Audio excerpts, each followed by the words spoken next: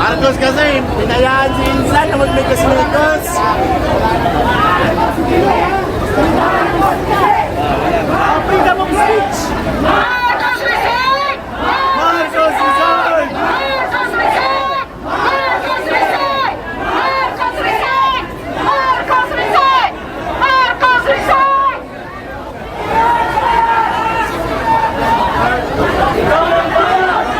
Bakong presidente, bagong bakat! Walang presiyo, walang isang salita!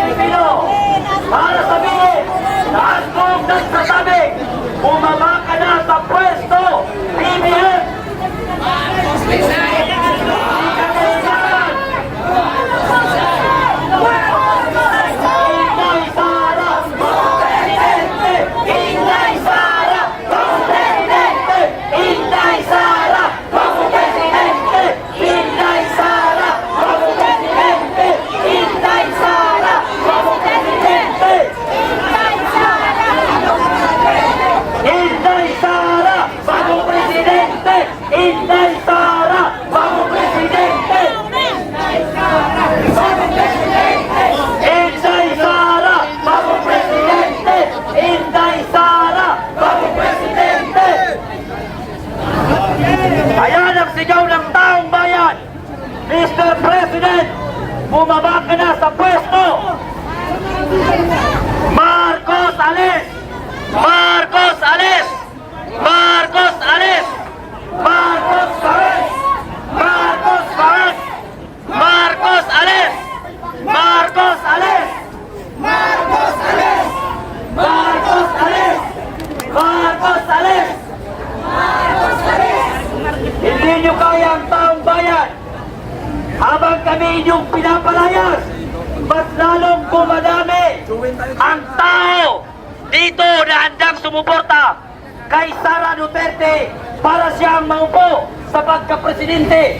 At ang presidente ngayon na si BBM ay pababain sa pwesto, pati ang kanyang pinsan na si Martin Romualdez Tambaloslos. At nang sa ngayon, mawala na rin ang kapangyarihan ang asawa ng presidente na si Liza na parang zombie kung maglakad.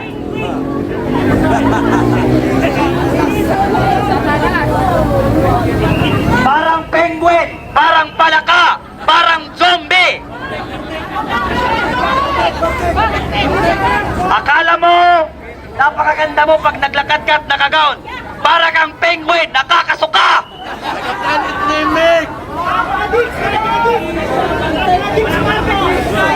Bagong presidente, bagong balyo.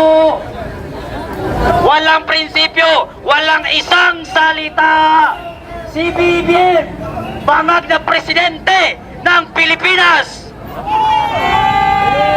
Mga kababayan naming Pilipino, inaanyayahan namin kayo na makisali sa aming rally nang sa gayon mapaalis na sa ating gobyerno ang mga demonyo at mga buwayang politiko na nakaupo ngayon sa gobyerno natin at hindi nila kayang gampanan ang kanilang trabaho sa gobyerno sapagkat sila'y puro adik. Puro adik at bangag ang mga nakaupo ngayon sa ating gobyerno dito sa Pilipinas. At alam natin na si Bibi Sara Duterte na lamang ang tanging pag-asa ng sambayanang Pilipino. At kapag hindi natin napalis sa gobyerno ang mga kupal at adik na yan na si BBM sa pagka-presidente, sila ang lason ng sambayanang Pilipino at sila ang magiging lason ng kabataan. Bakit sila ang magiging lason ng kabataan? Sapagkat ngayon ang mga adik hindi na sila nagsitaguan.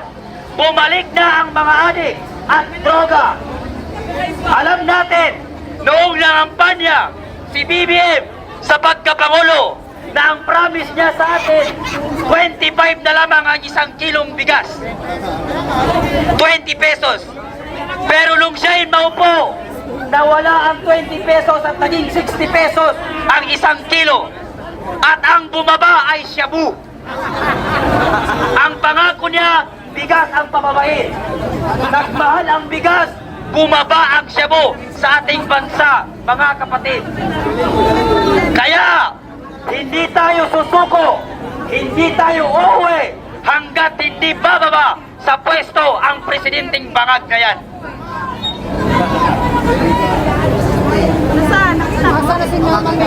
Sabay-sabay natin isigaw, Sara Duterte! Sara Duterte! Bagong presidente! Bagong presidente! Sara Duterte! Bagong presidente! Sara Duterte! Bagong presidente! Sara Duterte! Bagong presidente! Sara Duterte! Bagong presidente! Sara Duterte! Marcos, umalis ka na dyan! Marcos, umalis ka na dyan! Marcos, umalis ka na dyan! Marcos, umalis ka na dyan! Marcos, umalis ka na dyan! Marcos, umalis ka na dyan! Marcos, umalis ka na dyan! Umalis ka na dyan! Sana Alam namin nasa ospital ka ngayon. Sana hindi ka na lumabas sa ospital. Lumabas ka na sanang nakaburol. May nakahanda na kaming kandila para sa'yo. May nakahanda na rin kaming rosas para sa'yo. Pinaghahandaan na lang namin ngayon ang paglilibingan sa'yo. Pero hindi sa lupa, sa tubig. Inday Sara Duterte! Inday Sara Duterte! Inday Sara Duterte!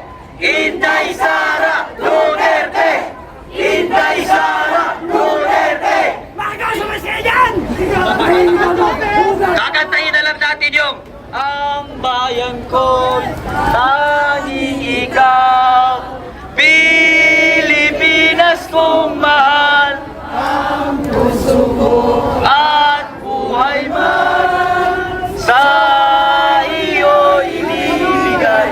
Tungkulin ko'y ikang paglingkuran, ang laya mo'y mabantayan, Pilipinas kong mahal. Ang bayan kong... Sabay-sabay tayo mga kababayan. Laging ikaw, Pilipinas kong Sabi ng mga pulis, dapat dito daw kayo maging milyon. 100K. Manawagan na kayo. Sabi ng mga pulis, paramihin pa raw natin to.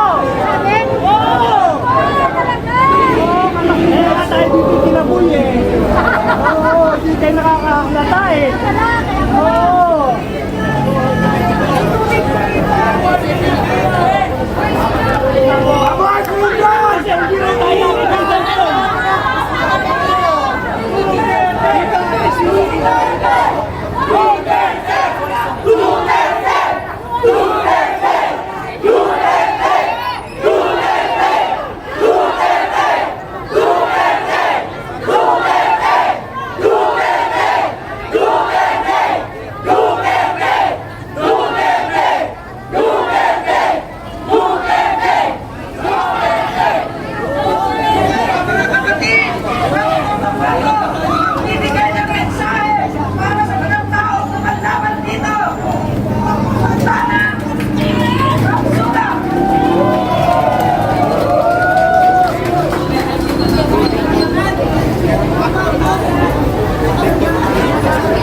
Kasi lang mo ba, para nakikita ng mga dumadaan.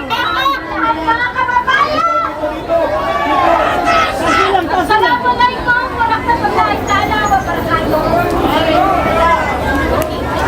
Nandito po ako ngayon, sumasama sa inyo at nakikiisa upang ipaglaban ang ating karapatan bilang mamamayang Pilipino. Noong eleksyon, nagsama-sama po tayong iboto si BBM. Pero anong isinukli niya sa atin ngayon? Ang gipitin ng ating Vice Presidente na nagmamahal sa taong bayan at sa ating bansa. Kaya wag po tayong matakot mga kababayan ko. Manindigan po tayo at lumaban para sa karapatan ng bawat isa sa atin. Lagi po natin tandaan na kung hindi dahil sa atin, hindi po sila mailuklok sa kanilang mga pwesto.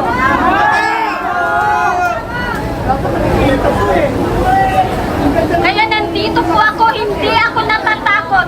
At bago ko po umpisahan ang aking mahabang komento sa ating nakaupang mga leader sa Kongreso, lalong-lalo na sa ating Presidente, gusto ko pong malaman ninyo na bawat isa sa amin dito walang binayaran. Usap po kaming nanananindigan at tumayo dito para ipaglaban ang karapatan namin bawat isa bilang Pilipino. Kaya, mga kababayan ko, lagi po nating tandaan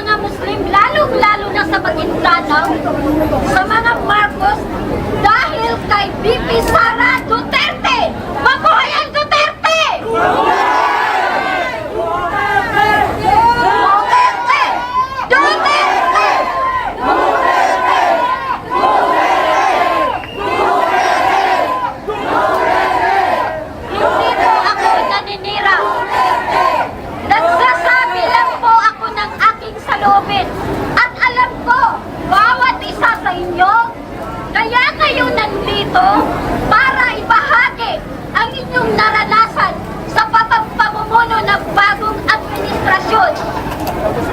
Kaya wag po tayong matakot. Lumaban pa po tayo para sa karapatan natin at para sa karapatan ng mga ating mga anak.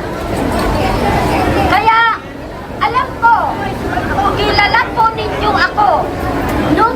Nung last election, lagi po akong nakatula dahil pinaglalaban po ang unity. Pero nasaan ang unity ngayon? Anong ginawa ninyo sa aming Vice President? Na ang alam po namin lahat na hindi dahil